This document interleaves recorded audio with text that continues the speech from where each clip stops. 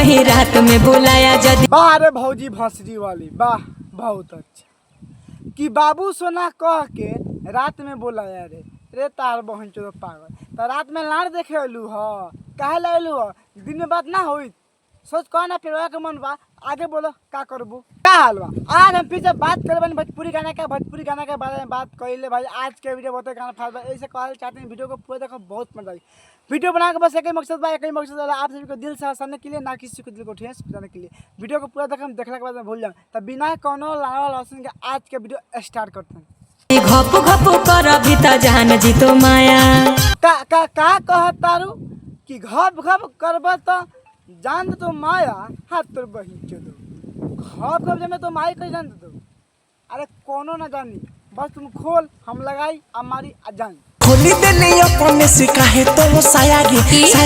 अरे सार बुरछू चुनर वाह, काहे खोल दले अपने से सायागे।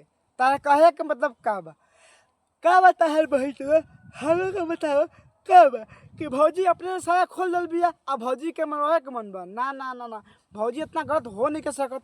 ए भौजी कह दे कि हम ना पेलो, कह दे हमले वो तोरा दीदी का हमर भाई आगे। बारे तारा बहिनी के गाड़ी में गधा के लंड पेलो, वाह बहुत अच्छा कि हम लेबे तो है आ तोरा दीदी के हमार भाया रे। लेकिन कहे के मतलब भैया भंसरी वाला के कि हम तोरा के पेलो आ तोरा के तोरा दीदी के हमार भाई। अरे भैया ला चटबा तार बहिन चोदो कहीं का बुढ़ छुछुना भंसरी वाला हो गए आगे हमले वो तोरा दीदी का हमर भाई आगे। हाँ ठीक कहता सार तो ना एगो काम कर तो तुम पापा के भेज दो कमाई के लगे तो पाऊ पेल ली हम ना आए तो भैया भंसी वाला अपन बारे में भाई के बारे में सोच लग तो ना पापा के बारे में सोच लो कि इतना सारा बुढ़ छुछुनर भाई है।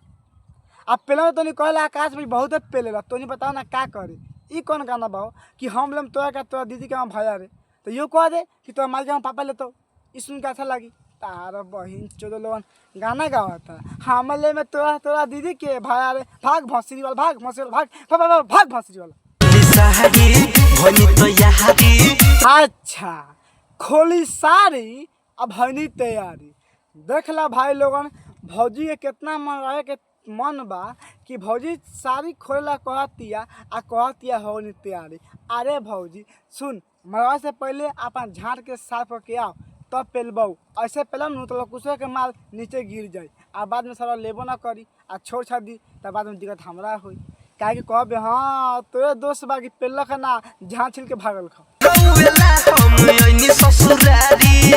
अब सुना भाई लोगन कि रउए खातिर आईनी हम ससुरारी। भाई हम सच कही तो भौजी के जवानी के जो से इतना बनल बनू कि भौजी सबसे पहले लिया कि हम होके चलो कुशवा होके चाहे मुकेशवा होके चाहे दीपिका होके चाहे दीपिका भंसी वाला लेजर वाला होके सबसे पहले आता है। वाह रे भौजी भंसरी वाली, वाह बहुत अच्छा कि चूस ली जवानी के मोरा। अरे भौजी ऐसे भी ता इतना बड़ा बड़ा हो गल बाकी देखला के बाद में झाटो लाल होता आ मन का पटा के दूधो पी। लेकिन हम ये समझ में नहीं आवत कि तू कितना खखुआल बैग लौकुशवा सरवा खड़े नहीं को। अब तू बता तो मरवा के मन बा सरवा खड़ा होते नहीं खे। आई सरवा फोन चला के देख ले गाँव मरवा देखे तेरे सुत क्या है। अभी तो कह हम ना ले बोले बेरे लेबे ना ले देख तो ना ले। बारे तारा बहिनी के गाड़ी में गधा के लंड पेलो, वाह बहुत अच्छा कि हमरा हॉल में मालिश सैया। अब सुना भाई लोगों क्या बात है, भौजी का इतना मरवाने का शौक है नहीं कि भौजी खुद बोले जाए कि हमें हॉल में मारी। भाई भौजी की बात सुन के मलंड खड़ा होगा। अब तो नहीं बताओ हम के पहली बताओ ना लोगन तो नहीं खाई दे के भूल देवे लोगन। हम देख भौजी के वीडियो नू तो मन का हिला के भौजी के मुँह पे गिरा दी कि चाट ले तार बहन चलो भौजी तहार मन बा।